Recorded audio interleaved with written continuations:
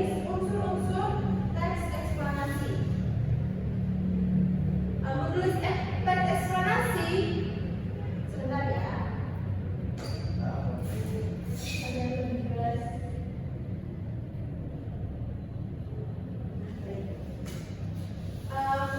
Ibu harapkan kalian mampu menyajikan informasi dan data dalam bentuk teks eksplanasi tentang suatu fenomena secara lisan dan tulis dengan memperhatikan struktur unsur kebahasaan dan aspek lainnya.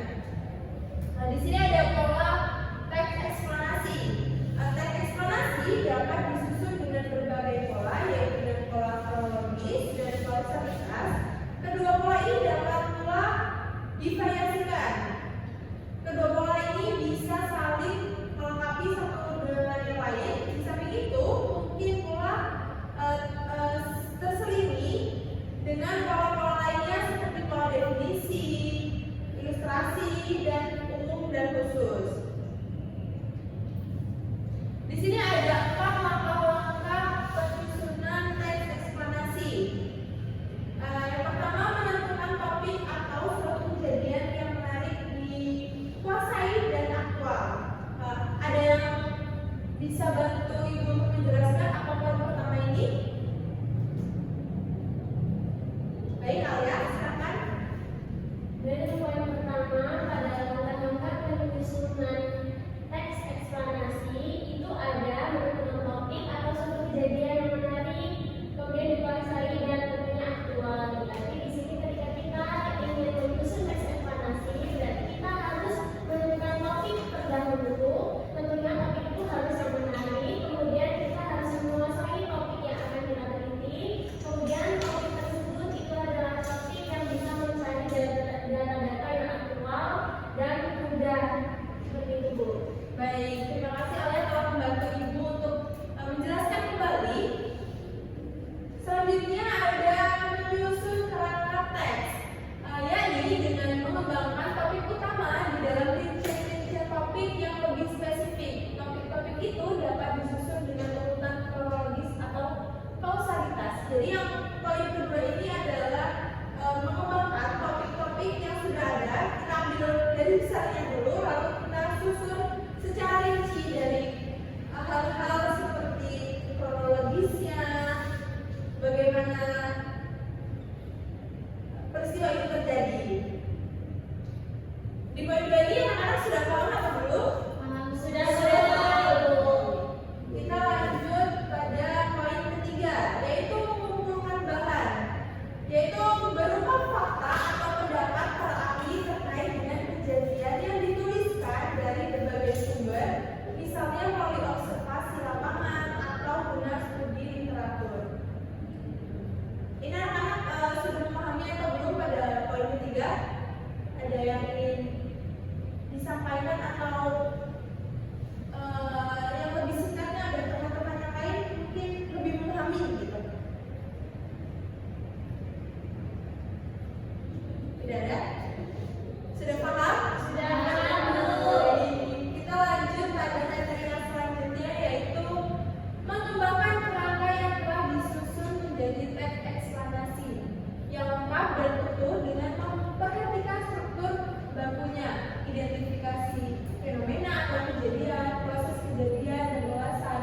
Perhatikan pula kaidah-kaidah kebahasaan yang berlaku pada teks eksplanasi. Nah, pada poin ini kita akan mulai menyusun kerangka yang telah kita buat. Setelah kita mempunyai, setelah kita melakukan identifikasi fenomena atau kejadian, proses kejadiannya seperti apa, dan ulasan-ulasan yang telah kita punyai datanya. Kita juga tidak lupa untuk memperhatikan kaidah-kaidah kebahasaan yang berlaku pada teks eksplanasi agar menjadi teks eksplanasi yang baik dan benar. Baik, di sini sudah selesai ya materinya. Ibu akan bertanya kepada anak-anak yang udah ada yang paham, udah paham benar-benar, atau ada yang masih bingung, bisa ditanyakan kepada Ibu.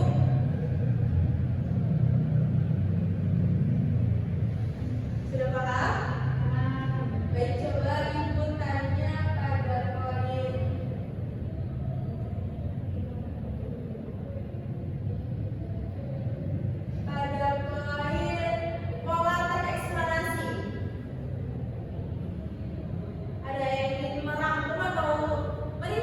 dari pola teks eksplanasi ini?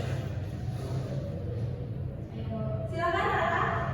Jadi yang saya pahami teks eksplanasi itu dapat disusun dengan pola kronologis, lalu kausalitas atau variasi antara keduanya. Pola-pola lain juga digunakan seperti definisi, ilustrasi, dan umum khusus yang juga digunakan untuk melengkapi teks eksplanasi. Baik, terima kasih Rara telah menjawabkan Ibu dengan sangat baik dan benar. Sama-sama Ibu. Kita berikan waktu dulu kepada saudara.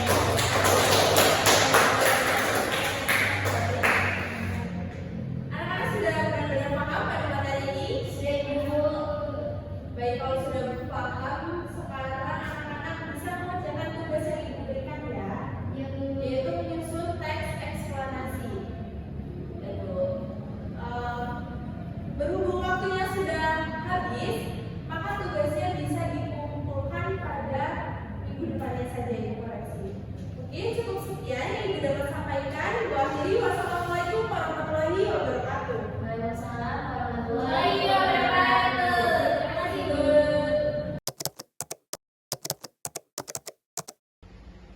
Saya Rara Syifa Hamidah selaku observasi lisan dari Saudara Dwita Intan Safitri pada keterampilan 3 yaitu keterampilan memberi penguatan. Pada keterampilan 3, Saudara Dwita Intan Safitri telah memenuhi komponen-komponen berikut. Yang pertama adalah komponen dengan penguatan verbal melalui kata-kata seperti benar, bagus, tepat, dan bagus sekali telah dilakukan dengan sangat baik. Lalu komponen dengan penguatan verbal kalimat yaitu seperti pekerjaannya baik sekali, saya senang dengan pekerjaanmu, dan pekerjaanmu makin hari makin baik telah dilakukan sangat baik oleh Dwita Intan Safitri. Selanjutnya, Saudara Dwita Intan Safitri telah melakukan penguatan nonverbal, yaitu melakukan penguatan berupa mimik dan gerakan badan, melakukan penguatan dengan cara mendekati, melakukan penguatan dengan sentuhan, melakukan penguatan dengan kegiatan yang menyenangkan, melakukan penguatan berupa simbol atau benda, dan melakukan penguatan penuh dan tidak penuh telah dilakukan dengan sangat baik pada pembelajaran. Setelah itu, Saudara Dwita Intan Safitri telah menggunakan penggunaan kepada sekelompok siswa, penguatan kepada pribadi tertentu, memberi penguatan dengan segera, dan melakukan variasi dalam penggunaan telah dilakukan dengan sangat baik pada pembelajaran. Setelah itu, Dwita Intan Safitri telah melakukan prinsip penggunaan yaitu dengan kehangatan dan keantusiasan, melakukan kebermaknaan, dan menghindari penggunaan respon yang negatif telah dilakukan dengan sangat baik pada pembelajaran. Sekian, terima kasih.